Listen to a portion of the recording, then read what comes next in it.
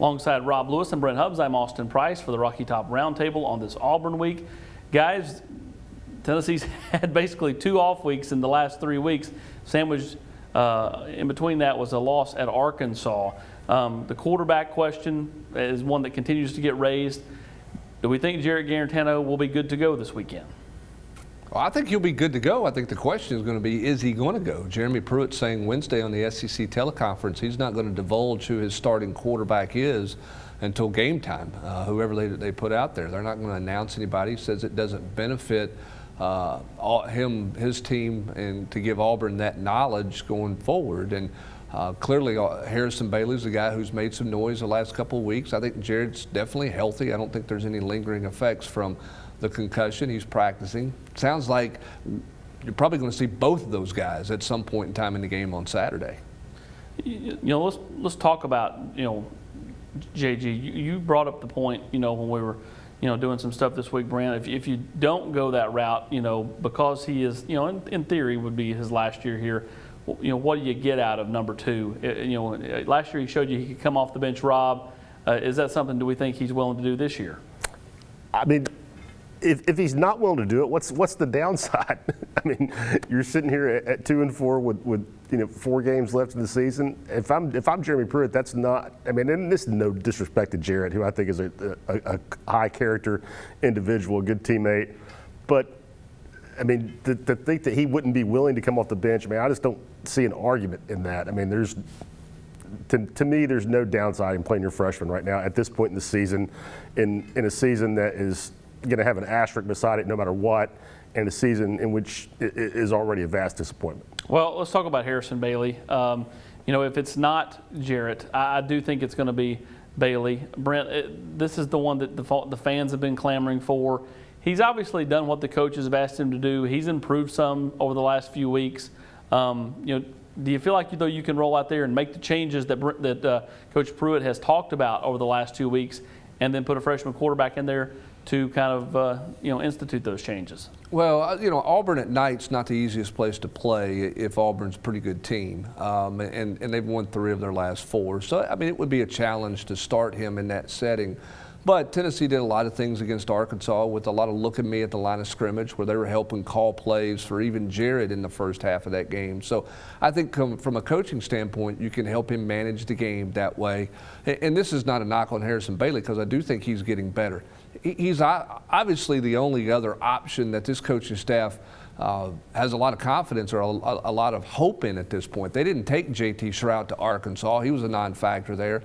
And there's nothing that watching the game tape on Brian Maurer where you can say, okay, he's the backup quarterback, or he's competing with Jarrett to be the starting quarterback, with the fact that they didn't make a first down when he was in the game for the entire quarter in the third quarter at Arkansas. Let's talk, before we go to defense, let's talk about Jeremy Pruitt a little bit. Obviously, the head coach has come into, a little bit of fire with the fans, after the loss at Arkansas. Where do we think this program is right now as Tennessee heads into these final 4 games? I mean, it's not a great spot, but again, like I said earlier, I mean, this year has an asterisk on it. I mean, no fan is happy. Nobody who donates money to the university, to the athletic department, is happy with the product they've seen on the field right now. But and I think there was probably some gas thrown on that fire last week when South Carolina parted ways with Will Muschamp.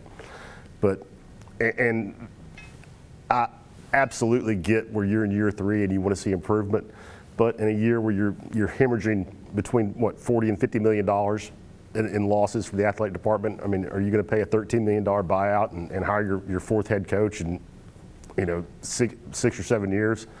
I don't know that that's the answer right now, and I don't think there's a home run hire out there. Austin, I wrote this, I think, a week ago, and I believe it. I mean, playing young players is important for a lot of reasons. One, I think you're trying to make sure those guys stay with you and stay engaged for part. I think, 2, it sells the recruiting class moving forward a little bit.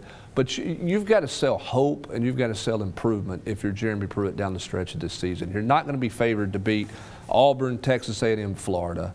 Okay, Vanderbilt showed a pulse against Kentucky, but who knows where they are. So you're going to be expected 3-7 at the best, unless you pull off a pretty big upset. you've got to sell hope and you've got to sell improvement. And I think that's where Jeremy Pruitt and his staff find themselves heading into this Auburn game. Are you a better football team? Are you getting better as a football team? I think in this 4-game losing streak, you can make the argument they haven't gotten any better. And I don't think that's a hard argument to sell at this point. So what are you showing? How do you show this weekend and moving forward that you're improving to offer hope to a very frustrated fan base that's about out of patience, not just because of Jeremy Pruitt, but because of what's happened the last 10 years And do they or so keep in this fighting? program? I mean, do they show effort? I think that's important. One place they need to show, improvement is on defense, where Tennessee's given up a ton of plays across the middle of the field. And to me, that works twofold. Yeah, the secondary's got to be better, but Tennessee's got to be able to get home with their pass rush and be able to, cause Bo Nix, in particular in this game, to maybe force some balls. And maybe when they work hand in hand, the defense plays a lot better. Rob, this is a unit that, I think everybody thought would be better than what it's played to this point. Especially up front. I mean, you brought back, literally every single guy that contributed last year on the defensive line. They're all back. Everybody. I mean, you lost Daniel Batuli, you lost Darrell Taylor off the edge. Those are big losses. There's no doubt about it. But you brought back 9 defensive linemen that played a lot, that played quality football last year, and you've not seen the kind of improvement that you thought. Obviously, Jeremy Pruitt didn't see the kind of improvement he thought he was going to see, and jettisoned his defensive line coach 4 weeks into the season. Were they noticeably better against Arkansas? I mean, they had those couple series in the fourth quarter where they came up with 4 sacks in quick succession. But to me, that has probably been, aside from Jarrett, being stagnant, not taking a step forward with Jim Chaney, the lack of development in the defensive line that brought back so many productive veterans has been the biggest surprise, the biggest disappointing surprise for me on this team. All right, keys for Tennessee to go to Auburn and have a chance on Saturday night or what? Well, for me, I think it starts defensively. You need to force the Bo Nix to make some mistakes, as you mentioned. I think setting the edge and playing the edge is important. How does Tennessee's defensive ends do that? They did a nice job of that 2 years ago when they went down there. They cannot let Auburn get to the corner with ease, both in the run game and some of the quick passing game stuff that Auburn likes to do. So I start there defensively. And then offensively, find a way to score, to make some plays and get some explosive plays. I've mentioned this stat before. 2 teams in this league have won games this year where they scored less than 20 points, and that was Georgia against Kentucky, A&M in the opener against Vanderbilt. Outside of that, Rob, you got to score 3 touchdowns or more to have a chance to win football games. Tennessee's not scored 3 touchdowns or more offensively since the Missouri game. I was going to. You're stealing all my stuff, however. They've scored 2 touchdowns or less every game in this 4-game win streak. They scored 21 points at Auburn, but one of those was a defensive touchdown. In the first 2 games of the season, when they topped 30 points both times, they had 8 passing plays of 20 yards or more. In all the games since, they've had 8 total. They've got to find a way to get yards in chunks, and they just have not done that. Had one passing play over 20 yards at Arkansas, and that was on that last desperation drive. For me, offensively, to me, they just got to take shots. You may turn the ball over, you may take some 3 and outs, but to me the chances to hit some chunk plays, as Rob just talked about, are huge. You have to do that. Defensively, I think it comes down to tackling and angles. They cannot take poor angles when they're trying to run down Tank Bigsby or Schwartz. These guys can fly, and then when you get them in front of you, you got to make sure you get them on the ground and tackle them. So to me, that's the keys for Saturday night against Auburn. For Brent Hubbs and Rob Lewis, I'm Austin Price.